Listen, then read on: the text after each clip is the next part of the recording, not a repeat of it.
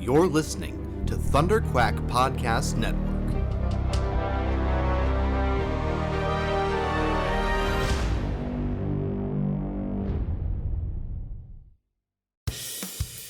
This is the Thunderquack Podcast, the official podcast of Thunderquack Podcast Network, where anything can happen. So strap yourselves in and hold on to your butts. It's Thunderquack time! Hello and welcome back to the Thunderquack Podcast, the official podcast of thunderquack.com, which you can get early over at patreon.com/thunderquack, just like our Patreon producers Brian Morowski and JJ Samuel, or you can wait and get it late every Friday on podcast services across the galaxy. I am one of your hosts, Michael Cohen. And I'm your other host, Amanda Conkin. And what Mike forgot to say in that intro for the second time that he's done it is that you can get it early if you're on Patreon. Did I not say early? You didn't. You I said mean, like, you get it on Patreon, which is true. It's a true factual statement, but you can get it every Tuesday on Patreon.com. Is it actually early, or is that when it's actually That's released? When it actually and you're is, only right, exactly. ever for free. You're only ever getting it late. That's true. I mean, right? There you go. So again, factually correct, but just. Yeah, I had to razz you because it was the second time that you did it. And it's all good. I mean, like, hey, we're only 50 episodes in. It's fine. Know, right? Which is a big deal. This is our 50th episode. I'm excited. Thank you for planning ahead and paying attention to things like that so that I don't have to, and for making it special so that I'm like, hey, it's 2021. Do I want to keep podcasting? Well, really, all I got to do is show up. So there's no reason why I don't. Thank you, Mike, for making it as easy as possible. Yeah. This is the first one of the year. We're gonna start off on the absolute wrong foot and just drag 2020 kicking and screaming into 2021. I know that like 2 weeks ago everybody was like, oh man, we're almost done 2020. 2021 is gonna be so much better. And it's like, no, it's not. Like nothing has gone away. Like all of the problem. I hate New Year's. I've always hated New Year's. I've always not always. I mean, obviously, as a kid, not knowing what the word arbitrary meant, I wouldn't have said this. But like basically, since I was a teenager, I've said like it's an arbitrary date that we decide is the beginning of the year, right? In January. Which like it's just we completely... didn't decide it. Gregorian calendar folks decided it. So, but yes, and and the only reason that it's a big deal is because it is yet another excuse, like most dates on the calendar with a star next to them, to drink alcohol. Which for someone who does not drink alcohol, that's just not special to me, right? Like, that's fair. What are we gonna do? Well, we're gonna stay up till midnight. And what else are we gonna do? Drink alcohol. Well, I stay up until midnight most nights, so that's not special. I don't drink alcohol, so that's not special. So there's literally nothing special about New Year's to me. But it is also like it's the arbitrary date that we decide that from here on out, everything's going to be completely different. Now, we don't do any of the work required in order for things to be different. We don't prepare for things to be different. We expect that I picture like those like 1980s clocks that like before digital clocks were a thing. Like in Back to the Future, I think Marty has this kind of clock that like his alarm clock that have like the flaps, little flaps down? That like clack over, like Groundhog Day. Exactly, yeah. Like we imagine that like those little flaps are gonna click over and suddenly everything is different, and that is not the case. It was never gonna be the case, and yet some people are like, oh man, I'm really bummed out, and it's like, you shouldn't be. It's the same. It's the same. I know. I will say some people do work. I myself created a spreadsheet for my new hopes, goals, wishes, and dreams, as you do. I don't know. Some people prepare for like, That's hey, fine. I it's a mean, new like, year. I'm not knocking anybody who is going to do that stuff. I'm just saying that, like, I'm not knocking people who get organized in January. I mean, look, I cleaned out the office today. Ooh, Like congrats. it's the beginning Nice. of the year. Like it's like Christmas is over, all the decorations are away, all of the new stuff is in the places theoretically where they belong. Nice. Um so, like, the purpose of Boxing Day in Canada is supposed to be that, you get your new stuff and then you box up the old stuff that you don't need, like Right. old sweaters or stuff that you've replaced with new things for Christmas, and you donate them, or you pass them on to other people, right? And so, I mean, like, it's been a 2-week process around here because everything is so bananas with these kids, but like today, I finally, like, this morning, I stepped into my office at 8 o'clock in the morning and was like, this isn't gonna work, because it was just like piles of cardboard and just sort of like the detritus and Right. Yeah, yeah, yeah. the aftermath of Christmas. And so I spent the first 2 hours of my workday today cleaning out my workspace, which, like, I have that, there's that thing in your head where you're like, this isn't work though, right? Yeah. But at the Yeah. same time, it's like, this is absolutely work. I work from home. I need Yeah. to make sure that my space is Yeah. clean and organized. It hasn't been clean and organized because because there were, like, the 2 weeks off and whatnot. Um, so it was like, no, like, I got to make a concerted effort to get this place back in order. And I think it's actually the tidiest it's been since before the pandemic started. So it's nice, actually. I mean, it's still not ideal in here. There's still a lot of junk all over the place, and I need to box some stuff up, and I need to reorganize because I've gotten new stuff, right? So it's like a lot of the Right. collection Yeah, has yeah, yeah. has just kind of like things have just gone on shelves, whereas previously things were nicely organized. So I have to kind of tidy up a little bit. I've um I'm still waiting on one more of these Star Wars Shakespeare books. Uh Crystal's mom got me the prequels basically for Christmas. Oh, cool. Um, because I've been saying, like, I had 2 of them and I was like, I need to get the rest of these. Because it's driving me nuts that all I had was Star Wars and Return of the Jedi. It's like, how, like, what is that? So Crystal's mom got me the prequels, but the Phantom Menace hasn't arrived yet. Amazon, Ah, right? So it's taking forever. But I ordered myself Empire, so now I just have the sequels to pick up, which will be easier because they're more recently in print, right? nice. But I have to now reorganize my bookshelf because now I have to make room for 4 more books on it, and then kind of leave myself space for the 3 that are gonna need to go there, that I assume will probably get sometime around my birthday. But I it's stuff like that where it's like, I've got new action figures, new books. I have to go through, and, like, all the comics that I've read, I have to now reorganize the comic shelves in order to fit everything in and I mean, get rid see, of stuff and all that stuff. It's there's just something psychological about a new year and about Yeah, like figuring out and like organizing yourself and also like taking stock. Like I had a terrible year for reading last year. I think I talked about it a couple times on the yeah, podcast where just like my brain just could not get around books. Like I just couldn't sit and read stuff. And I really did. On January 1st, I was like, you know what?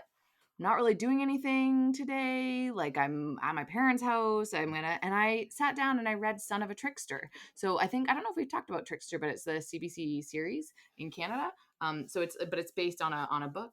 And it takes place in Kitimat, BC, which is kind of cool. A lot of like First Nations imagery and characters in it. And anyways, but I read the whole book and I was like, you know what? And then I read another book and another book. So I've already read 3 books in the last week, and it just really, I just needed that like psychological like shift. reset. Yeah, Yeah, reset. it's And it I will it say it does. Yeah. It exists, but it Yeah. only exists because we decided that it exists. Like But that's literally, how everything in society works, you though, could do this right? at any time of year, right? There's nothing Money only exists special because we about decide it exists. sure. Like, but Um, yes, you're right. There's technically it's not even the beginning of the year because really we're like, I don't know. It's just upsetting that like October, November, well, it's so December. weirdly like the solstice Yeah. is like 2 weeks before, Yeah. right? Yeah. And it's like, well, Why I don't you don't just make that? understand. Yeah. I don't understand. Like, because that's at least like a physical demarcation, right? Like Yeah. like Yeah. there's an actual zenith there that marks a point in time that is immutable, that doesn't change over time. It's like, that's look, we spin around the sun, we spin around in a circle, the moon goes around, like that stuff happens and we can't do anything about it, so we may as well set our clocks by it, right? But then it's like, no, we're gonna wait 2 weeks because we don't want to get in the way of Christmas, Yeah. which Which, itself is like fair. Christianity co-opting a pagan ritual. And holidays are dumb. I think that holidays are dumb. And once you have kids, holidays go from being like, oh neat, it's a holiday, to, oh man, there's so many things we got to do now, right? Yeah. Because Yeah. when you are a kid, the Christmas tree goes up and you help decorate it, but you don't have to do the majority of the work, right? Like you put like Yeah. 5 Yeah. ornaments on it, and then you Yeah. sit down and watch Rudolph the Red-Nosed Reindeer, and your parents finish the rest of it. Well, now I'm the parent and I got to finish the Yeah. rest of it, and I don't want to. I Yeah. don't want to like every year, every December, let's say probably like around December like 4th or 5th, my brain goes, "Can we just buy a new tree?" Like a new artificial tree that's just like got all of, because Pepper chews through the cables, and then I got to go through and I got to like rewire cables and stuff. Oh, So it's like, jeez. can we just buy a new tree every year? And then just buy, like, like at IKEA, they'll have like the gigantic box that's got like every ornament that you could need. So it's all one color. And I hate those trees. They have no personality. They're just they just look like displays, right? Yeah. But like, but also, if the cat knocks something down, it's not a big deal. If the kid pulls one of the ornaments and chucks it across the room, it's made of plastic, so it's not going to break. Like, so every year I think that like, we should just do that and then just be done with it. It's like, so then when Christmas is over, we just basically take that tree and we just put everything back in that box, and then we just, like, I don't know, just give it to somebody else. Like, Yep. just here, somebody else take it, and then I don't have to put it into storage and blah blah blah. But Pretty much. obviously we never do that. But my brain always goes like, there has to be an easier way to live this life. And I did say to Crystal this year, I was like, can we just get like a smaller one? Because the artificial tree that we have is big. Like, it's a big tree. But yeah, that's this is my mom. My mom has the same thought. She had it this week. She's like, this is the last year we're having a tree that we have to put decorations on. Next year she's going and buying one of those like silver trees with the lights on them already, and then you don't have to do anything. So yeah, I mean, like, for you guys, it's like it's just a bunch of adults. exactly. So we don't even have to. Yeah. It was like it was like a big deal this year that we didn't. My mom was like, I have to set the table for Christmas. I was like, why? Why do you have to put on a Christmas tablecloth and like Christmas like placemats? And we just didn't. And it was just like a weird. My mom was like, wait, what? And I was like, it's just us. We do not require Christmas decor. One of my favorite Christmases of all time was a year. It was probably like, I think it might have been the 3rd year that we were in Penticton, and it snowed like crazy. And I think maybe it even like snowed in the Lower Mainland as well, or something like that. And normally there would have been my grandma, my mom's mom, would have come up for Christmas and stayed with us. Stay with us for like 3 weeks around Christmas. Always a delight. That's sarcastic. I've never particularly liked the woman. She's very mean to me. But she couldn't get up to Penticton. So it was just us. Like it was just the five of us. And it was like the first time in my life that it was just the five of us, because when we lived in Vancouver, like the rest of our family is in Vancouver. So Christmas Day would be like, there'd be at least like three people, not our direct family, that would be Right. at the house for Christmas dinner. And then Boxing Day, my mom always does like a crazy open house, and invites everybody she's ever met, and they all come over. So it's always bananas. So this one year, it's like it was just like we were basically snowed in, nothing was open. It was just like Yeah. it was just like I totally chill. And it got to like close to dinner time, and my mom was like, I don't want to set the table. I don't want. Do we need to do this? And everybody was kind of like, no, we don't. I must have. I would have been like 13 or 14, and it was like, no, no. Like I got video games to play. I've got like we got stuff. Like I don't. We don't need to spend a bunch of time setting the table and then cleaning up. And I remember like the turkey came out of the oven, and my mom like started cutting it up or whatever, and I grabbed some Pillsbury pizza minis, and I grabbed some turkey and I put it on the pizza minis, and I put the pizza minis into the oven, and I had turkey pizzas Nice. for Christmas dinner that year. And it was like it felt like we were breaking rules. Like that's Nice. why Yeah. it was I mean, that's cool, what is it that is. it was like we're not doing like the big fancy Christmas dinner, which my mom is usually like all about, right? Yeah. And so that's one of my favorite Christmases. And every year I think I'm always kind of like pushing for that Christmas of Right. like, can we just not make a big deal out of it? Anyways, it's weird that we're talking about Christmas so much on an episode that's like 2 weeks after Christmas, but Well, 3 weeks because after Christmas. we haven't chit-chatted. It's This true. is, I mean, I will say, if nothing else, it's very on brand with Thunderquack that people come here just because Mike and Amanda sometimes just talk about random things.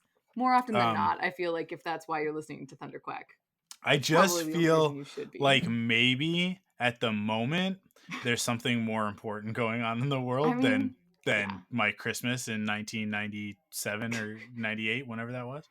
I don't know what you're talking to. What are you referring, Mike? What could I possibly be referencing? What could you possibly be referencing? I don't know, just a little thing, like the Trump supporters attempting a goddamn coup.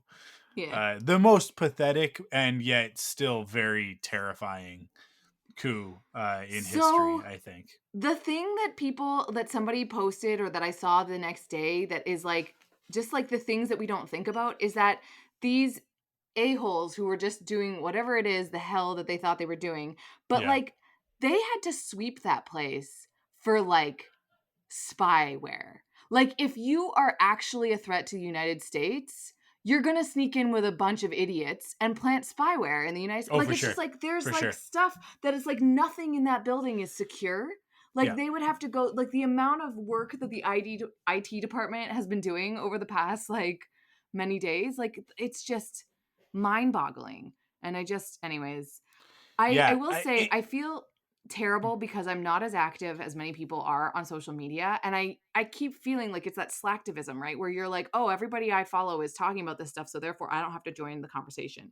But what I was really excited about was that, especially like you're the one person that I was like, oh, as this was happening in the world, I was like, well, I guess this is what me and Mike are talking about. And then you messaged me and you're like, well, I guess we have something to talk about on Monday. So I'm very pleased to have one of those podcasts where I sort of just sit back and like we just chit chat about the chaos in the world and, you know, not nerdy things at all, but how can you like, you know, live in the world without talking about the world that you live in. So well, it's just, it's, I think like the hardest thing about it is that it, like I said, like it was the most pathetic attempted coup, like on record, I think. But it was also the first time that the capital has been occupied in that way since 1812.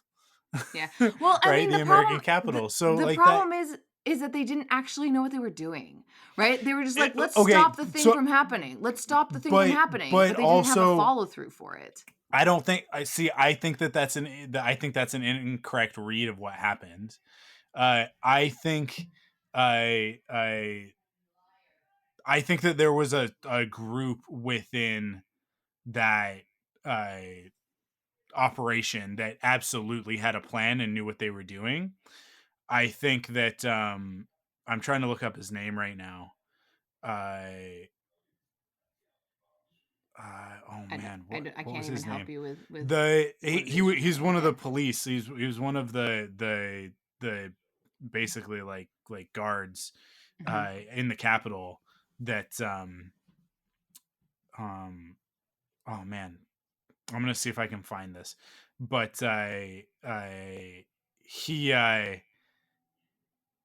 there's video of him. He's like this lone guy like in front of 200 Oh, of geez, these yeah. idiots, and he's basically got a baton, and um at the time he it looked a little bit like, what the hell, like how, like, why do you not have backup?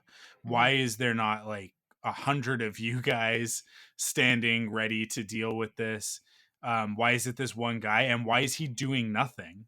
Right, Right. like he keeps giving ground, he keeps backing up and giving ground, and these guys keep rushing him, and he keeps pulling back and pulling back and pulling back. And I couldn't, like, at the time when I first saw this video of it, it was like, what is this guy's what's this guy's problem? Like, why are they not equipped to do something about this? Hmm. And then later it turned out, like, people realized early on in that video, there's a moment where he's kind of holding these guys back through this doorway, and he kind of peeks back and he looks down the hallway into a room. And what he was doing is he was checking to see if the room had been cleared yet. And when he Oh. realized, like, oh, there are still senators in the room, he basically, like, he rushes one of the guys, like the guy at the front of this column of Hmm. terrorists, right? And kind of like puts his hands on him. Doesn't he's not violent, but he's aggressive. And Hmm. what it does is it provokes this one guy, which then, like, the mob mentality, they just start to, like, they're swarming, right? Like Right. nobody in that mob was thinking with their brain. They were all just flocking like birds, right? Like they just become one organism.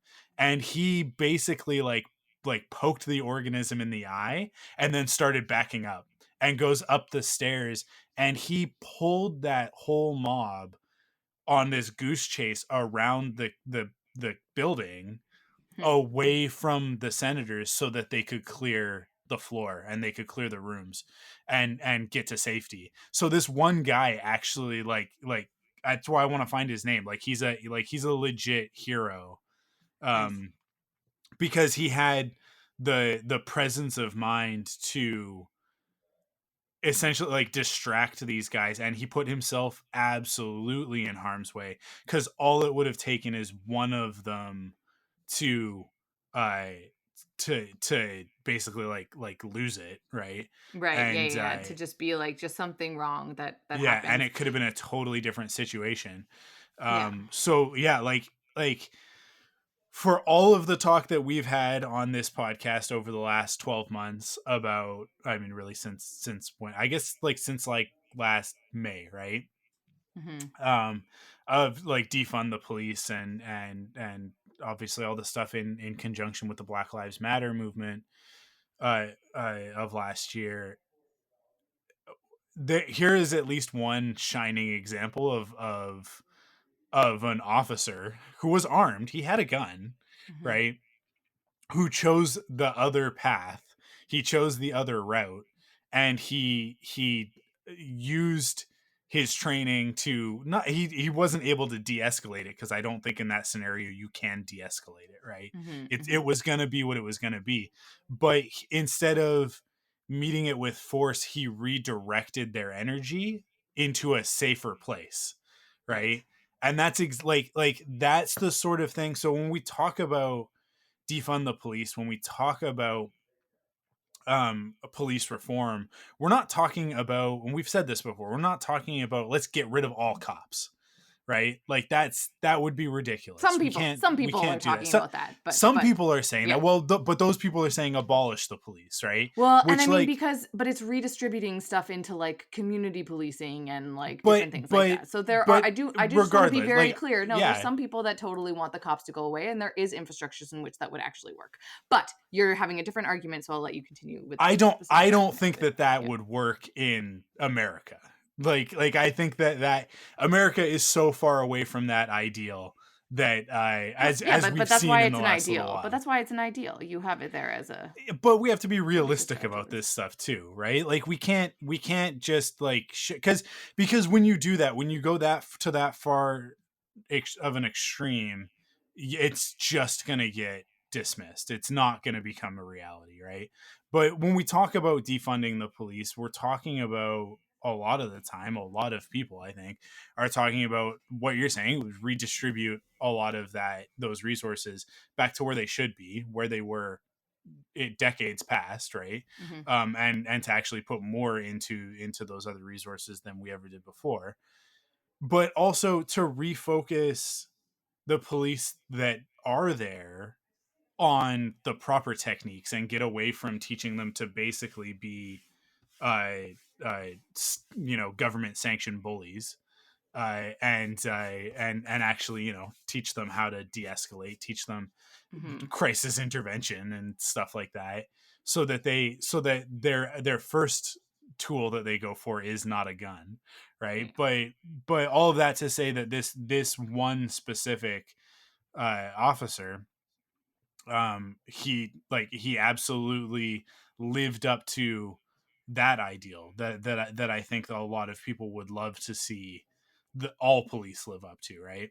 So it's it I don't know. I think it was refreshing to see, but at the same time, um, it's impossible to avoid the dynamic that, like, if that were a wall of black people, they would have been shot, right? Yeah, it's just that's the whole it would have that's been the a whole completely different conversation. Yeah. scenario.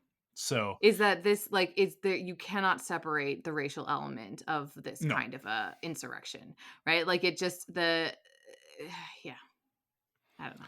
I just no, keep going. Like you're shying away from it, but I know, but it's just like, but that's the, I mean, at its core, and I mean, again, I can only talk from, I mean, if you listen to the post thing where we talk about this, that I'm here in the Okanagan, and the only thing that my parents know how to listen to is CNN, but it's on all the time, and they're constantly talking about what's going on, and really just like that. The planning and like what there's something real shady that was right. It's like, why didn't they call in National Guards faster? Why didn't they? Right. yeah, And it's like when they arm themselves to the teeth for something like a Black Lives Matter protest. And then yeah, when there's an actual real threat that's been talked about for multiple weeks on the internet, why is nothing done about it? And it comes down to the color of people's skin and the type of threat that they imagine. yeah, Right. And this sort of imagined prejudice, this very real prejudice, right? It's and this sort of imagined understanding of what they should do. But I don't, and at its core, a lot of the conversations where it just highlights, it's like, why wasn't there police violence, right? It shows that police can be not nonviolent, right? And so it's like that at its core is one of the biggest problems that's happening with this. Is it's tragic that there were people that lost their lives in this, but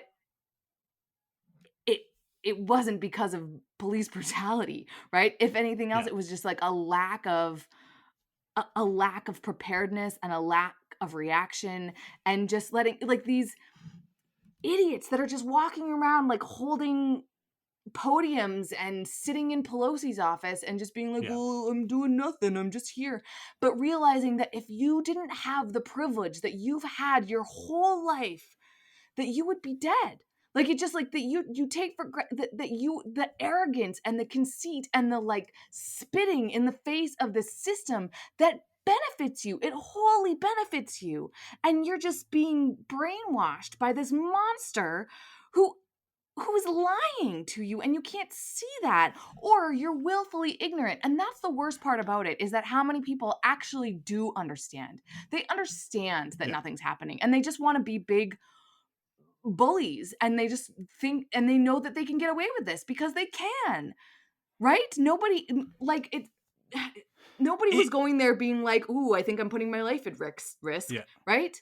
They're not, when they were standing up for something, there was no consequences for them. It's not like they went there being like, I need to stand up because my life is gonna otherwise be compromised, or I'm putting myself, nobody went there being like, I'm putting myself at risk for democracy, right? Yeah. Because they're a bunch of white guys and white women and whiny white women, right? And it's like, the fact that you have that privilege to begin with just fundamentally makes me not care about what it is you're talking about, because you're just, the system that does nothing but serve you, right? That if you utilized it properly, it does nothing but serve you, right?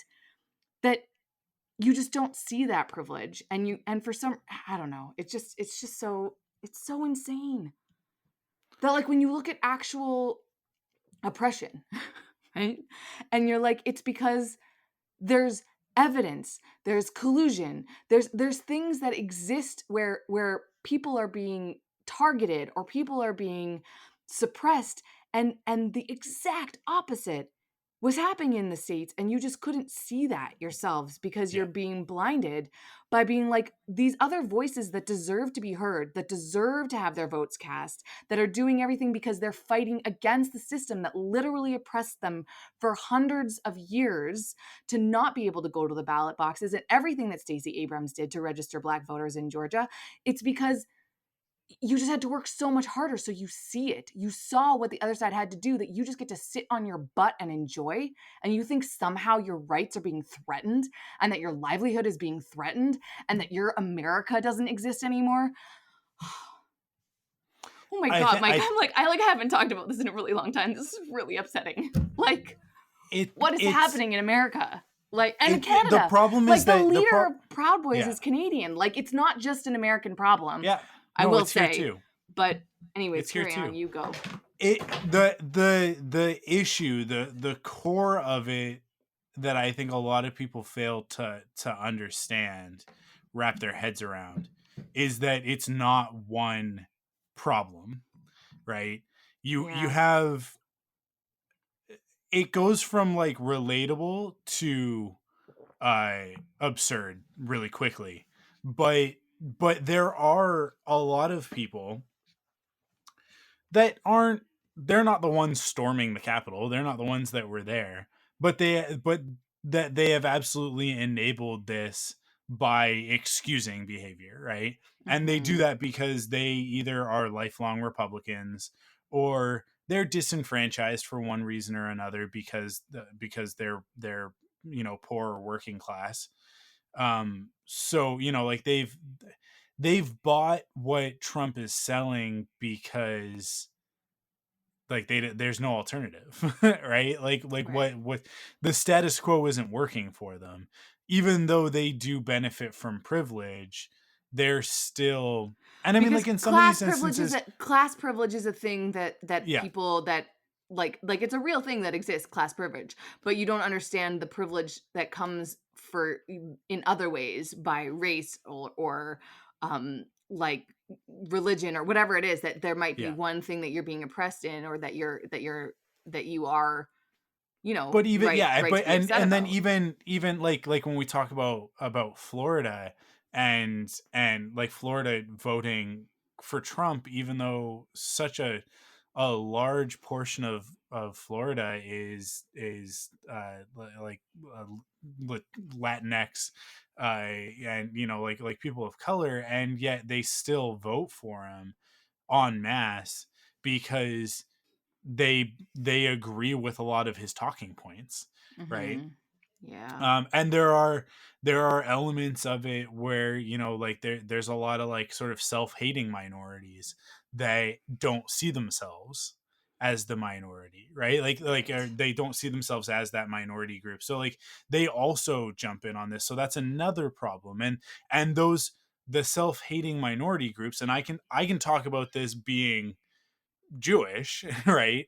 Because there are definitely times in my life where I hated the fact that I was Jewish, right? And tried to distance myself from it. I remember in the 8th grade, I actually even before, like in the 7th grade, and it was, I can tell you exactly why it happened. South Park became popular when I was in the 7th grade, and Cartman calling Kyle a Jew became a funny joke, right? And saying all sorts of horrible things about Jewish people became a punchline, right? Right. And so when my friends discovered A, that anti-Semitism was a funny thing, and then B, that I was Jewish, all of a sudden every joke was about how I was Jewish, right? And it became inescapable. And it gets to a point where like I can remember saying to people like, but I'm not actually Jewish, right? Which is very different Jeez, from how yeah. I would respond to it now. But obviously I was in the 7th grade. So like I just wanted to be accepted, right? And in the 8th grade, like the people that were like my closest friends, who now I look back and I'm like, why did I hang out with these guys? They treated me like garbage. But you're a teenager. You hang out with your peer group. It happens, right? But like they made all sorts of jokes at my expense, and then they would just be like, oh, chill out, man, like they're just jokes, right? So it's very easy to become disenfranchised and disgruntled and upset, and all it takes is somebody finding you and then using that negative emotional state to to radicalize you, right? galvanize you. Yeah. And so you have people who are in that state already, that they are responding to Trump's rhetoric. They've been responding to Republican rhetoric for the last 30 years, right? Basically our entire lifetimes, 30, 40 years. And now Trump has weaponized that, absolutely. And then you have other groups on top of that are much more malicious than that, because like the Republicans are definitely malicious. Trump is certainly malicious, but their goals are very simple, right? For the Republican Party, it is maintain power. That's it. That's the whole. Right. If the Republican Party had a PowerPoint for their strategy, it would be one slide with one bullet, and it would be maintain power. That's the whole thing. And then the asterisk would be at any cost. Like our souls, whatever, it doesn't matter. We will do it, right? I don't think that applies to every single Republican, but I think that it applies to the Republican Party as a whole. Like the ethos of the Republican Party since the 80s has been win at all costs, right? Right.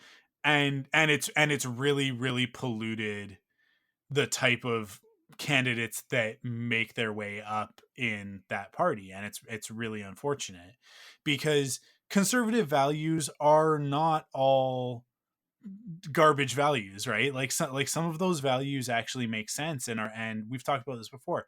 Like they are relatable and they are understandable, and you can understand how a person holds those ideals. Yeah. But And here's the thing. yeah. If elections were being stolen or Mhm. compromised or undemocratic, then it is fully the right of every member of a democracy to hold government accountable Yeah, and to, totally. right?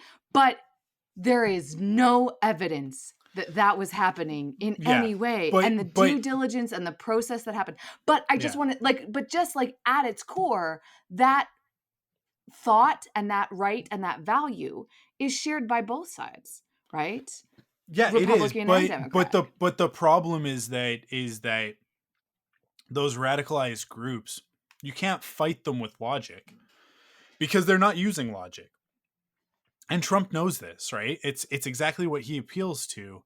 And these other groups, the Proud Boys, other neo-Nazi groups, other white supremacist groups, the Klan, all of these groups, they know this. They've been preying on this stuff for decades, right? For Yeah. I mean, like centuries, really, honestly. Yeah. It is and this is the hard truth, it's what Western society is built on. And I'm not Yes. talking about America and Canada. I'm not talking about South America, right? And like the Western influence there. I'm talking about like going back to uh like the Greeks, the Romans, right? Like the whole that like everything that Western culture sprouts out of is our people are the superior people, and it's stuff that has carried through generation to generation to generation, and we've kind of like a lot of people don't understand where all of that comes from, and the fact that it is so ingrained in our society and the way that our society's been structured, that it's so hard to fight against it. But there's just this element where people want to fight an easy to understand enemy. It's Right. it Yeah. it is honestly like the way that Republicans and conservatives and like right wing extremists have all been lumped into one homogenous monolith, right? Yeah. Is actually counterproductive to the problem at hand, because they're not a monolith, and you can't fight all of these problems with the same tools. Like hate groups, they need to be destroyed, like shut down, right? Like Mhm. there needs to be like regulation against that stuff. It needs to be illegal. We cannot give them That spaces. and Canada's, if we look at Canada's freedom of speech laws versus Mhm. American freedom of speech laws, you get much Yeah, more of that, right? That's a value that we do have actually yeah, intrinsically in our charter. exactly. Is that like the anti-hate speech as opposed to Yeah. all free speech, I And think is a very important distinction. if we look at post World War II Germany, right? And we look at that example of coming out of that most extreme example of radicalization, um and the way that they deal with it, like in the years following World War II, if you expressed any sort of sentiment that was a Nazi sentiment, you get thrown in jail, right? Like Mhm. it was made illegal. It was absolutely like because they didn't want to go back down that path again, right? And because obviously because the rest of the world was putting sanctions on them, there was pressure and all that sort of thing. The problem with America is that like how do you do that Yeah. to the most Yeah. powerful country in the world? um And yeah, I mean, if they go it down, they're taking us with them. It's so crazy. but Like, but that is like that's just one problem, right? Because mhm. like one of the other problems is like I talk about the like the disenfranchised people who have a right. they they're upset about the same thing that we're upset about, and this is where the unity needs to come from, right? Is that like Mhm. that some of our ideals may be different, but we are actually a lot of us upset about the same things, which is that you have 1% of the population at the top with all of this wealth, and it's not distributed equally, it's not fair. Mhm. Mhm. And they have absolutely like stolen this wealth from the rest of the world. I mean, like over the last year, Elon Musk's wealth has gone from, I think the stat was like Something somewhere around gross. Yeah. 25 billion to Mhm. like it's now 900 billion, right? Yeah. In the last year, as a result of the pandemic. Yeah. Like So crazy. he has managed to capitalize on everybody else's misfortune, and Jeff Bezos is the same, and like all of these billion trillionaires are the same, and they have so much money that they literally could not spend it all. I mean, like Elon Musk could fund expeditions to Mars and still have money left over Mm, for whatever the yeah. hell he wants for the Yeah. rest of his life, right? Like Ugh. it's insane. It's the numbers are astronomical in a very literal sense. Like you cannot wrap your head around them. They're too big to comprehend. and these people are upset about the same thing, right? But because they've been brainwashed very aggressively by the Republican Party to maintain the status quo so that guys like Elon Musk and Jeff Bezos can have that kind of wealth. They think that, distribution of wealth is a communist thing. Like all of a sudden everything's going to Yeah, be it's so communist. crazy. Yeah. Like socialism and communism have become the same thing in a lot of people's eyes. They're not the same thing, right? Hmm. Without Hmm. socialism, you wouldn't have highways, you wouldn't have healthcare. I mean, like, they barely have healthcare in the States, but like there's so many things they people take for granted on a daily basis, and they go like, oh, I hate socialism. And it's like, Jeez. really? Because the road that you drove in on to get to Yeah. work at your job, where you've pulled yourself up by your bootstraps, apparently, even though that was all, the result of your privilege, whatever. I i that's socialism. Yeah. those Yeah. those roads only exist because of socialism, because you pay taxes and then the government builds roads. Right? Like, that's socialism. That's different from communism, which communism is like, hey, you are basically assigned your role at birth, and you don't get to make a choice about that, and you're going to fit into the machine in the way that the government tells you that you fit into the machine. I don't I don't want that. I don't think that, and many people want that. There are Correct. definitely Yeah. people who will tell you that they do, but they're dumb and they should take off their berets, because I think that they're cutting off the oxygen supply to their brain. But because, like, this, it's a very specific type of person. I i but like that, like, that's a different thing from socialism, which, like, we need we need to look at what things have worked in the past. We need to look at what things work in other parts of the world, and realize that, like, it's the rising tide raises all boats, right? Hmm. Hmm. um and it's so hard to get to that point, because the division has been put up between the left and the right. The how we get there is what everybody then dies on, right? The hills that they Yeah. go up against, and it's like you don't understand that at the end of the day, I think we all just want we we all just want like the best for ourselves, and to there's stuff that I remember from university, like first year university, like those intro to sociology courses that I took. One that stood out to me was Foucault, and the idea that everybody always wants three things: power, prestige, or property. And that if you really boil it down, everybody's fundamental choices relate to those three things: Mm. power, prestige, and property. And so I think like there's so many people that have been studying the world for so long, and they all have their different ideas.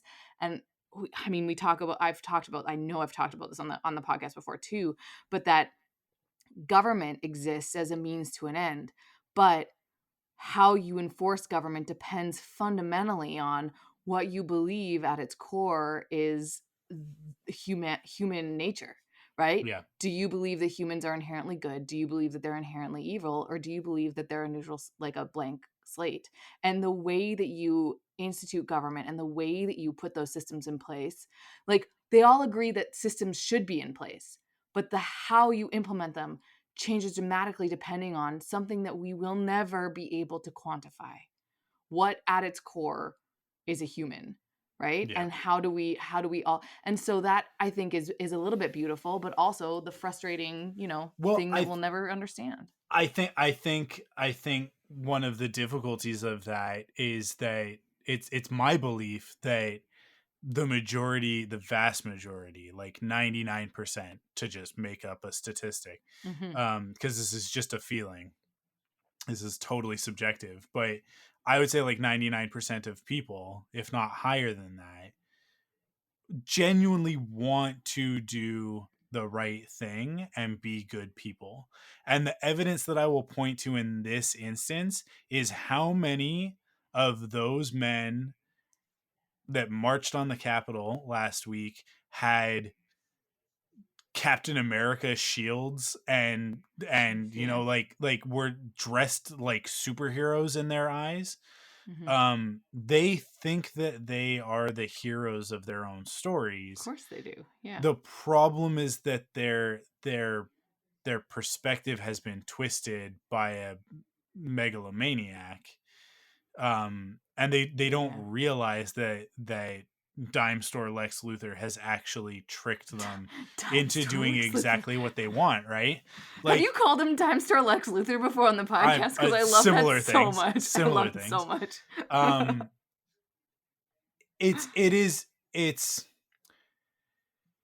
It's like they all see themselves as Luke Skywalker and Trump is Palpatine, and they're standing in that throne room and they're like, I'm here and I'm a Jedi and I'm gonna stop you. And then Palpatine turns around and goes, dude, everything that has happened according to my plan.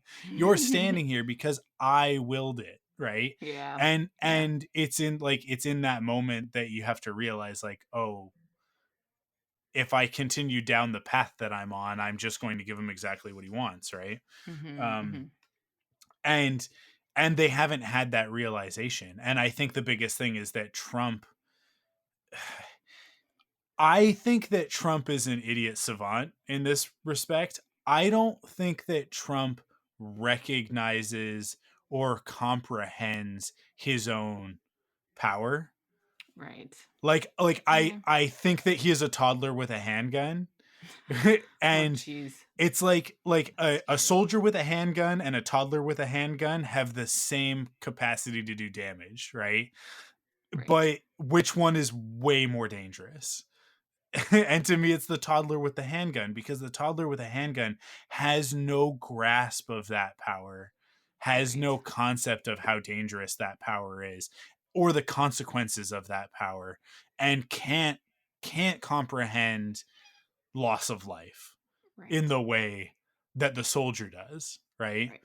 And so I think that like look, if you asked me, if I had to if you know the meme with the guy, the sweating guy, he's got to push the two buttons, and if the two buttons were to go back in time and somehow Mitt Romney or Donald Trump, I would hit that Mitt Romney button so fast. Oh yeah. So fast, well, like in a blink of an eye, because understands how democracy works. He's a politician. Yeah, and as much as he's a Republican, so he's going to cheat in order to get what he wants, he is going to play by a certain set of rules, right? Because he understands what those rules are. Yeah, but he didn't come into it. Yeah, exactly. Like Trump not comprehending what game he's playing, and honestly, not playing the same game. Like this is, I think, one of the things that smart people get, but less smart people don't quite get, is that like Trump never at any point in time had any intention of being political, right? He has used politics in order to secure a position of power to give himself more wealth. And it's going to be really interesting in the next couple of weeks to see what happens once he's no longer the president, because I don't think that, if you listen to the guy who wrote The Art of the Deal, I can't remember his name, but it would be easy to look up, but I'm not going to. He was quoted, I saw a video of him from 4 years ago, basically at the beginning of all of this, right?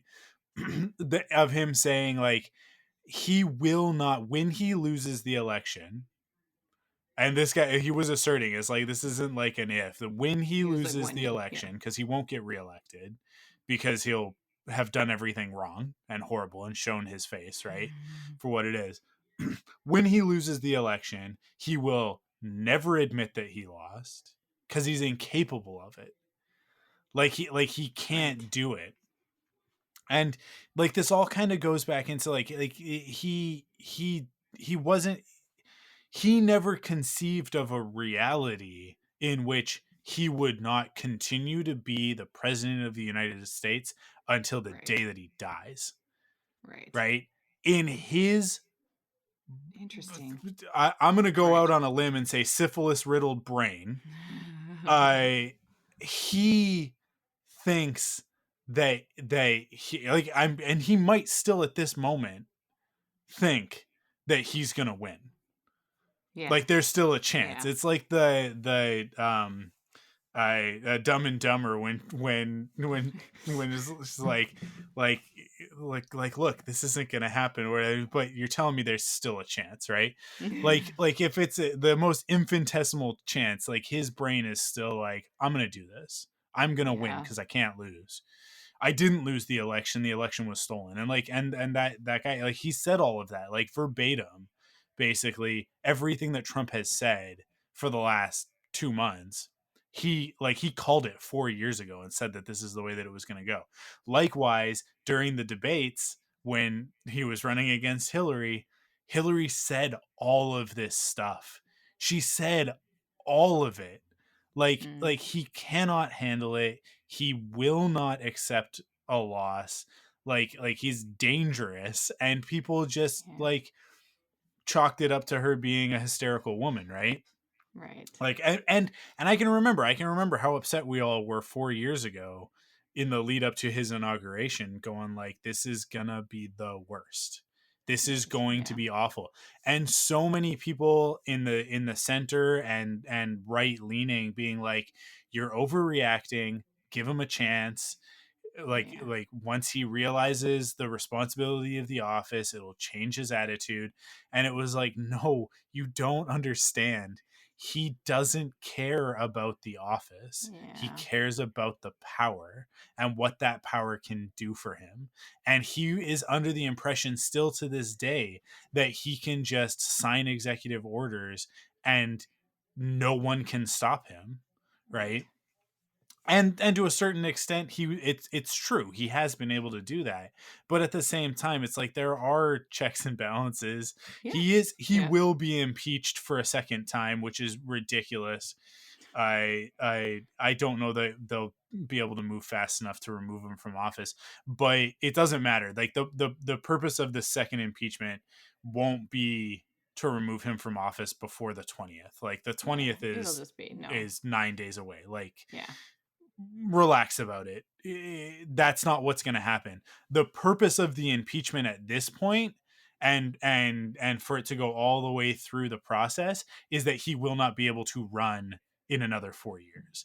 And that is vital. That is so important, because we cannot go through this again as a planet, as a global community. I don't think that it would be a good thing for us to go through it again.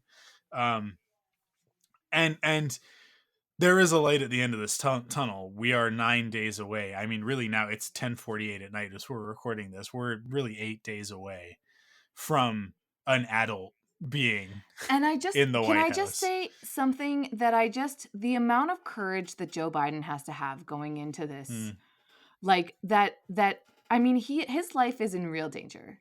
Oh, right. for And sure. I mean, he's dealing with stuff with such grace. And I think he just really is. It's so, like, all he has to do is just basically do the minimum, and he's already doing leaps and bounds ahead of everything else, right? Like the idea that he's coming in and just being like, hey, I'm going to talk about how we shouldn't be, you know, raiding the Capitol right now. Like that's all it Yeah. takes for him to be like presidential. And it's like, I don't know. We're also, I think it's just going to, I think everybody's forgotten what it's like to have a president that understands how politics works and how the world works and how, so it's just, yeah. I think it'll Systems be, of government and hierarchy and checks and balances, and the benefit of discourse. I mean, like, I think that one of the worst things about Trump is his like unilateral belief in himself, right? Like the egomaniacal component of it, that whatever he has decided is what will happen, and there's no point in talking about it, having a conversation. It just, his word is law. He is the king, right? Because I think that all of us adults know that most situations are made better by having discourse. right. Yeah. Right? Talking about stuff. By talking about like, that's how something, you, because even if you've got a great idea, there's a very good chance that it can be better. and that including other perspectives and other viewpoints, and other people in the process is only going to make it better, because they're going to see things that you missed. They're going to be able to predict things that you couldn't have predicted, right? Like that is such an important part of leadership, Mm-hmm. and it's such a glaring hole in Trump's psychology, not even the way that he leads, but just in the way that his brain processes information. Mm-hmm. I mean, like it's astounding to me that we've made it through this 4 years, and he has not been deemed mentally unfit to do the job. That no one has had the courage to actually shut this down. Right. And I do think that you're seeing a lot of regret on the side on the part of Republicans at this point. They can only see it once they've actually lost, and once they see their power slipping away. Yeah. Now they're all gonna take the coward's route and say that they weren't behind him the whole time. But and none of them should be applauded for Right. it. Like Well, they've had 4 but years. here's the thing. That specific comment is, I Yeah, think that when you grow and you learn and you change and you put your money where your mouth is, or put your actions where your new thought is, I think time will tell. Like, do yeah, they go into this new presidency understanding that they have a responsibility as elected officials in America to uphold a certain amount of values of democracy and work with other people, right? And being to yeah. be But so. I think that they've already shown in the last week that they are full of it. Like it's nonsense. It's just lip service, because as Trump sorry as Biden calls for Trump to be removed from office as soon as possible, basically, they turn around and go like, no, we have to have unity, we have to have a transition, it's no, we got to do it. It's like, what unity, what transition? He's not working with the transition team, right? He's not. He's said that he's not going to attend the inauguration. Now, there's two reasons for that. One, he can't stand there and accept defeat publicly. He's incapable of doing it. Mhm. But the other part of it is that he knows full well that he has mobilized his people on that day. Like that Right. the 20th is going to be another very dangerous, very upsetting day.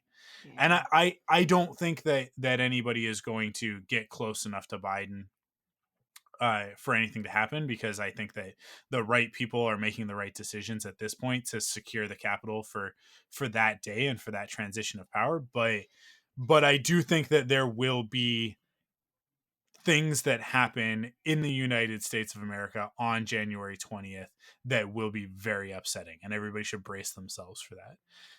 And I think it's going to be a Yeah. rough couple of months afterwards, but like there will be an adult in the White House, which means that some of this stuff that has been so poorly handled can stop being so poorly handled. Like you said, anything at Yeah. this point is preferable.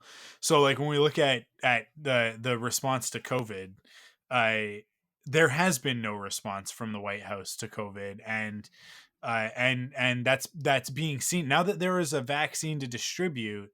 There are so many agencies throughout the United States that have vaccines and don't know how to distribute the vaccines, because they've been given no guidance. There's no parameters for it from a federal level. It hasn't been coordinated. It's just like, hey, here you go. So Yeah. they're just, everybody's just kind of trying to figure it out, rather than like I think one of the things that people have to understand is that like there are experts on this stuff, but there aren't experts on this stuff everywhere. Right. Not every region has an expert on the best way to distribute a vaccine, right? Right. There Yeah. are people who do know what to do in this situation, and they should be empowered by the government, by leadership, to step in, take the reins, and get that job done, right? Because that's what good leadership is about. Good leadership isn't about standing on a dais and saying, you go over there and you go do that and you do this. It's saying, find me the smartest person in the room. Yeah. And then And empowering them to do and stuff. then then let me use my power to empower that person to do what needs to be done, right? Yeah. That's what good leadership is all about. Like that's what team management is. That's what all of this stuff is really boiling down to, and it's why everything is in such chaos in the States right now. And then on top of it, you've got Trump denying that COVID is even a real thing, and even though he had it, and the vaccine is blah blah blah, and like definitely like playing into a lot of the conspiracy theories, and sowing discord and creating chaos and all of that stuff. Oh, man, it's insane. Okay. It's insane. It's just such insanity. But I believe that Biden's team has a plan. They say that they have a plan, and on day one, they're going to get to work. So on January 21st, I don't know, maybe even January 20th, they might be just like right at it. Because what is it? Yeah. I think it's noon, right? It's noon on January 20th. So, yeah. He's the president. Yeah.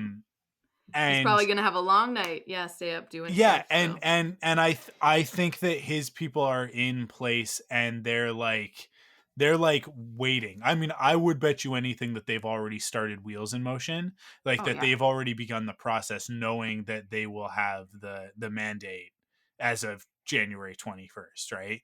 So like on January 21st, all of a sudden a machine is going to be in place and is going to start distributing the methodologies and whatever, and because it's stupid stuff. It's really frustrating stupid stuff, like who gets the vaccine first. Yeah. Right? Yeah. That there are different schools of thought on it, and many of them are equally valid. Maybe you start at the oldest and you work your way down, because the people who are like at like our oldest people are at the highest risk, right? They're the highest risk group. So that's who we start with. We start vaccinating them to protect them. And like, that's a logical way to do it. There is a reason to do it that way. Because it's going to prevent loss of life. But then the other part of it is, well, we should start with healthcare workers, because if healthcare workers get sick, there's no one to take care of those people who are 80 and up, right? Right. So we should start with those people. Well, okay, healthcare workers, does that extend to frontline workers? Like where does that stop, right? Because when we say healthcare workers, are we talking about everybody who works in the hospital? Are we talking about everybody who works in the hospital plus people who work in care homes? Right? And it's not that any decision left or right or down the middle is right or wrong. It's the problem is that there is no decision, and that inaction is leading to chaos, right? Where like municipalities and states and stuff like that are having to make these decisions on their own and can't come to a consensus, or like on the state level they've decided one thing, but on the local like county level they've decided something different. And so you have just like this chaos of like, well, we're gonna do this, well, no, we've decided we're gonna do this, as opposed to there being like an expert at the top going, this is how it's going to work, everybody, because this is the thing that's going to get it out the fastest and to the most people, like in the most efficient way. And we've done math on it, we've had people calculate things, and this is how we're going to get to herd immunity the fastest, right? It's just like that's the stuff that needs to happen. That's the stuff that should have been happening. It should have happened months ago. Before there was a vaccine, there should have been a plan for the vaccine. And you're seeing in other countries that is the case, right? Like in Canada, we have a plan. Well, yes. I mean, like, it would be great if more people were getting the vaccine faster, but you know, like there's at least a plan. It is what it is. Stacey Abrams can just do it for America. Yeah. She gets stuff done. It's good. Agreed. Yeah, put her in charge. I mean, put her in charge of everything. But you know, I think that they're gonna turn the corner soon, and by the end of this year, going into 2022, I think that things will be looking positive, but I think that we're still in for a rough ride this Well, year. but that's And then the white supremacists still haven't gone anywhere. Like that's the thing, is that like that they're it's still gonna around. They're still here. honestly, nobody is going to want to hear this, and I think a lot of people are going to be upset from hearing this. It is going to take 2 generations before the damage that Trump has Oh, done is oh gone. yeah. If people work to get rid of it, and we Well, don't double I down mean, on it as a society in the coming years, and that's the real worry, is that he's created a platform for people like him to to rise to the now. surface Yeah, and it become less. So I do just want, I mean, you were so close to being positive there. And I just think as we get to the end of what my brain can handle in terms of politics tonight, yeah, and on our 50th episode of Thunderquack, and looking towards the future, I do kind of want to check in with you about like what are like 2 good things that you see happening this year or that you want to happen, because I feel like I want to end on a little bit of a like looking forward, like we tried to do yeah. at the end of our wrap up last year, looking forward to, I don't know if I mentioned that I had been looking forward to Bridgerton, but like I ended the year with some fun just like fluffy things that made me feel a little bit less terrible about the world. And then you have to deal with all of the stuff, but as you're going through it, like we've got to find these little beacons of light that keep us going. So I'm just curious what because you did mention 2 really good things, right? Like that hopefully by the end of the year, there'll be a vaccine that we can reach herd immunity in some capacity, or get back to some sort of semblance of people being able to go out and do that. And I think that that's a great overarching thing. But do you have like maybe even just little things or something that you are just looking towards this year? Yeah, well, next week, no, Friday, Thursday night, we finally get some new MCU content. Hell or high water, it's happening. That's true. On the 15th, we get WandaVision, and that actually is a great place to mention how we're going to be covering WandaVision. So this is what we're going to do. I know that like a year ago, I think I had said, we're going to have Faster, More Intense, which I guess more than a year ago, Faster, More Intense, to cover all of the Disney Plus and live action Star Wars content, everything that's not animated, right? Because we already have Rebel Cells to do that. And then we would be starting a new podcast to cover MCU content, right? Both on Disney Plus and the movies. Now, one of the things that I have learned over the last few years is that it is very pointless to start up a whole new podcast thread, like a whole new feed, because then we got like people have to go and subscribe to that feed. We got to create social media accounts for everything, a new URL, blah, blah, blah, all of that. It's stupid. If I could just crush all of the podcast feeds into one feed, I would do it. So that you guys could like, you just get all of the content on one podcast feed, and everybody's just subscribed to the same thing, and then you just listen to the episodes that you want to, and you don't listen to the ones you don't want to, whatever. But what we're gonna do is we are going to have a dedicated Marvel show, but we're gonna treat the MCU Disney Plus series the way that I think they should be treated, especially after the earnings call, like the investors call, and the way that they talked about it. These aren't TV shows. These are long movies, right? They're Yeah. it's long form MCU content. It's no different than the films. So I don't think that covering them episode by episode is even going to be a positive way to cover them, because I don't think that week to week there'll certainly be enough to talk about, but I don't think that we'll have an understanding of it Mm-hmm. to talk about it as a story, right? And that's something that I've noticed with The Mandalorian, is that there were a lot of people like week to week going like, well, I don't know where this is going. So, and that would really like color opinions on it. Right. And so there would be some negativity, whereas like if you looked at it as the whole season of the Mandalorian, you'd be like, well, as a whole season, I think that the story is very clear, right, of like what the purpose was and where they were going and how it ended and all that stuff. I think that with the MCU stuff, it'll be even more so, because of the way that Kevin Feige has been producing this stuff. I think every time they've talked about Winter Soldier, Falcon and Winter Soldier, like it is a movie. It's a 6-hour movie. Like it's not a TV show. WandaVision it feels like it might be a little bit more episodic. Loki might be a little bit more episodic, but I think that all of these are just opportunities to spend more time with the characters, but that the stories will be very much like a season will be a story. And the way that I look at it is very similar to reviewing individual issues of comic books is pointless. Because like especially like the first issue of a comic book, like I could tell you what I think of the first issue of the High Republic. It's irrelevant what I think of the first issue, which is the new Star Wars comic, right? It's irrelevant. Right. Because literally all that happens in it is we establish a character and like one plot point happens in the story.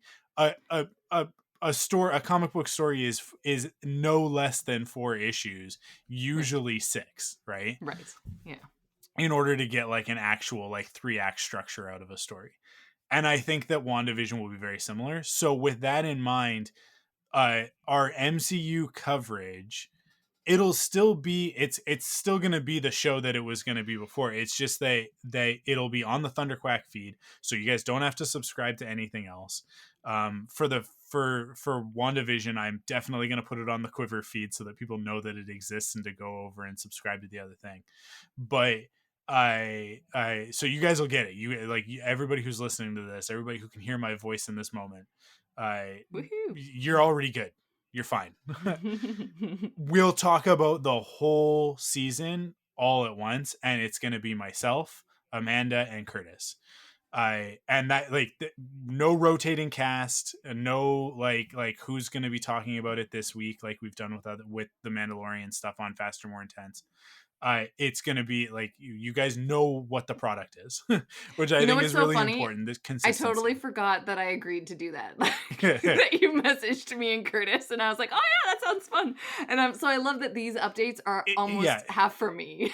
It'll for everybody else. So what it'll basically end up being, and I think once Disney gets the machine churning, I think that it'll end up being more or less once a month.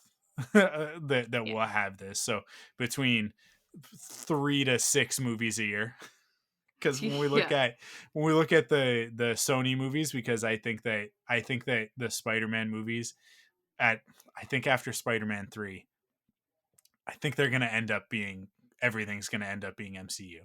I also think that once they start getting the X-Men stuff going, which we got the news today actually, confirmation from Kevin Feige himself and then from Ryan Reynolds, Deadpool 3 is happening and it's part of the MCU and it will be R-rated.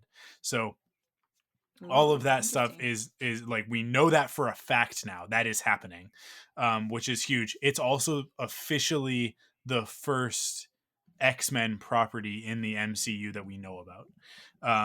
I think once the X-Men come online and that becomes a thing, I think that you'll kind of have the Avengers side of it and you'll have the X-Men side of it, and then you'll have the Spider-Man side of it. And I think that all 3 of those will run sort of like parallel to each other.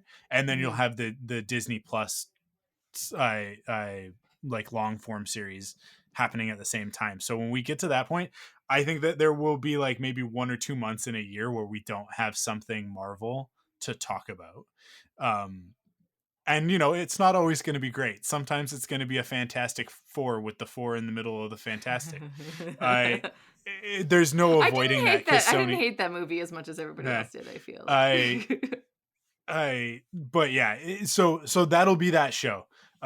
So I think that like WandaVision is definitely something to look forward to. I think all of the Disney Plus content that we heard about in that Investor Day is really exciting. I think the second thing that I'll point out is I think it will be safe to return to movie theaters at some point this year. I don't think that we're going to have to wait for everybody to be vaccinated before that's something that people can safely do. And to me, if there is one thing that I miss the most about life before all of this, it is the movie theater. And every time we blow past another release date that was supposed to happen, it Right. Yeah. breaks my heart. Like it kills me. Like we're supposed to be gearing up for the next round of phase 4 Marvel movies and we haven't even seen Black Widow yet. Right? And like that I know it's trivial and it does, in the greater scheme of things, it doesn't actually matter, especially when you compare it to loss of life and the like the enormous tragedy that has been COVID-19. But for me personally, where I sit at the moment, it's been rough. I need that stuff. And Well, so having that's WandaVision why we talk coming about is, it. No, it's a yeah, like thing. You need something to levity, right? A yeah, little bit. it's a and the Mandalorian was and earlier in the year we had Clone Wars and stuff. And like it's not like we haven't had great content this year. We had Umbrella, or sorry, last year. We had Yeah. Umbrella Academy. We've had like Yes, there he's was good great. stuff. There were bright spots in media in 2020, and I don't think that it was all just like disappointment of things getting pushed further and further out. But yeah, like God willing, this Ghostbusters movie is going to come out this year and it's actually going to Oh be yeah, I good. forgot You about know, that. like we should have already Yay. seen it. It should have already happened. Yeah. And Obi-Wan starts filming soon, and you know, like there's good stuff on the horizon, and like dawn is breaking. Like that's the thing, is that it I think that last Wednesday was the darkest point. I think that a bunch of entitled white supremacists marching on the American Capitol and occupying the Capitol, whether it was for 5 minutes or 5 years, is irrelevant. It happened, and it is the lowest point of all of this. Absolutely, I think it's the lowest point. But when I say it's the lowest point, that means that now we are working our way back up. And so that's ultimately optimistic. Positivity to me is a thing where it's like positivity is trying to see the bright side regardless of the good of the bad. But Mhm. optimism to me is knowing that even though it's bad, it's gonna get better, right? We are all gonna work together to make it better. And we have been. I think the majority of human beings have been working towards this goal. The fact that the vaccine exists in under a year and it's being Yeah. distributed, and there are people who within a matter of the next couple, because it takes 6 weeks. Once you have the vaccine, it's 6 weeks until you're actually immune. It has to be in your system, right, for it to work. Right. So within a couple of weeks, we are going to have people out there who have been vaccinated and are immune to COVID-19. And that that's because humanity as a whole has banded Yeah. together in order To to make it to so. overcome this adversity. And like to me, that is like that's optimism personified. Like that's it in the flesh. Yeah. And so, you know, yeah, there's a lot of negativity and we have to talk about it, because we can't just put our heads in the sand and pretend like it didn't happen. But um it is ultimately like we learn the lessons from it, and hopefully it'll be a couple of generations before they've forgotten this stuff again.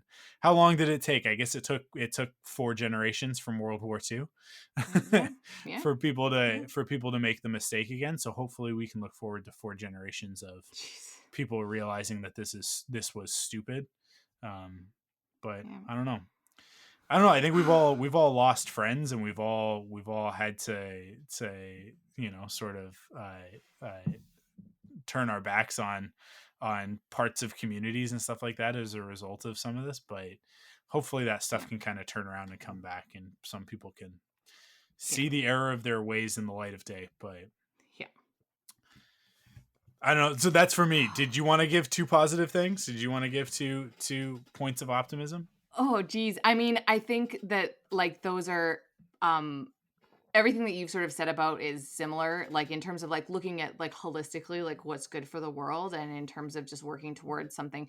My big thing is that like, I mean, I really hope that like this pandemic is the pandemic. That's one of my biggest fears. I don't know if that's like, but really just finding ways to deal with it. And even as things are evolving, like, and even if there's mutating viruses, right? Like people and in people being granted in scientific positions the authority to help make changes, or if we need to update boosters or anything like that, like that really with a change in like organization in the states, that Biden will allow some leadership to come there and be able to adapt and change as needed over the next year to try to be as forward thinking as we can be. But from I actually, a lot of stuff is just like personal things. Like there was a full year, like looking back at my last year, I know everybody, their 2020 just did not turn out what you wanted. And I think that now we've been in it for long enough that even just trying to shift what I think of as successful goal markers and being kinder to ourselves going into the next year, I think that people are starting to recognize that this is, I mean, it's not over yet, but there's a light at the end of the tunnel. But how do we get there, and how do we be kind to ourselves? And I think that the more that people can like look that way. So for myself, just setting more practical goals that I can achieve, and making myself feel less like, oh, there's nothing I can do, it's the world and all that. And just being like, okay, well, what can I take like one day at a time, and how can I look to stuff? And also just looking forward to the massive amounts of content that have been hoarded by people, and that people are still making things. Like we look around, and the film industry in Vancouver is only getting busier. And I know that it's not the case everywhere, but like I have lots of friends that are actively working right now and they're making things. And I think that just to see how stories have come to get, like how people have turned to stories, and that they're continuing to turn to stories, and that we have the opportunity to make those continue to be awesome. Like I'm just excited by that. So I think that I want to see some awesome new content this year. I want Bridgerton to be picked up for a second season, which I think it will be. I want it's yeah, the number one show doing... on Netflix in the world. So yes, yeah, you're gonna get a second season. So great. And then I also am hoping that like I want Umbrella Academy season 3 is something that I'm looking forward to as well. I don't know if that'll come out this year. And also Stranger Things season 4, because I just finished rewatch of Stranger Things. So, you know, different little things. So hopefully something good comes out of this year. But yeah, I mean, it's I know exactly what you're saying, that there's so many bigger things that I could maybe be looking to, but really I'm starting small. I just want, you know, I want my mom and dad to be able to travel in another year, because it's something that really like it makes them happy. And it's hard to watch people, like I know it's such a trivial thing, but it's hard to watch my parents who are growing older just sit in armchairs and grow old. And it's hard. I've been here for a while, so I really want them to have stuff to look forward to, and I want them to have things that bring them joy, and to be able to just see their friends or go out for lunch. And I just think that if I can feel safe, if my parents can go and start having lunches with their friends again and be able to have something to look forward to, I think that is a light, and I think that can happen within the next year, and it'll just make me really happy. So cool. Yeah. Well, I think that's it. I think that's the episode. I think so too. I think it was a good one. Wow. Welcome back. Yeah, we should have said this at the beginning of the episode. I was really looking forward to I said this to you. Like I was kind of looking forward to talking about how bad Wonder Woman 1984 was, and instead we had to talk about this. But I don't know. I think that we'll find ways. We'll find ways to talk about Wonder Woman. Don't worry. Don't worry about it. We'll be back next week, and I have a lot of things to say about Wonder Woman 1984. Because there are some things that really rustle my jimmies with that movie, and I think that we need to talk about it. But we'll save that. Great. I think that we did some good work here on this episode. And I think that also, like you said at the beginning, like they're like people, this is what they expect. It would be be weird if we didn't talk about it. So I think that it's good to get out and talk about it, and even if it's just so that other people can hear that, they're not alone in feeling this stuff. That's to me, sometimes that's enough. So awesome. Well, thanks everybody for listening. We'll be back. Actually, you'll hear me twice within the next week. I don't know if I'll get it out in the next day or two, but I will have the Patreon exclusive episode as well this week. Exciting. So look forward to that. And we'll be back with a regular episode next week. So thanks for listening. Stay safe, everyone. Wash your hands and be kind to one another.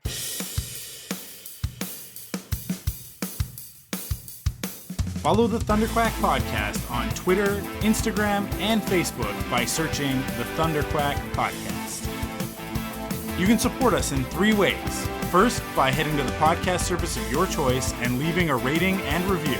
Second, by going to store.thunderquack.com to pick up some merch from your favorite podcasts.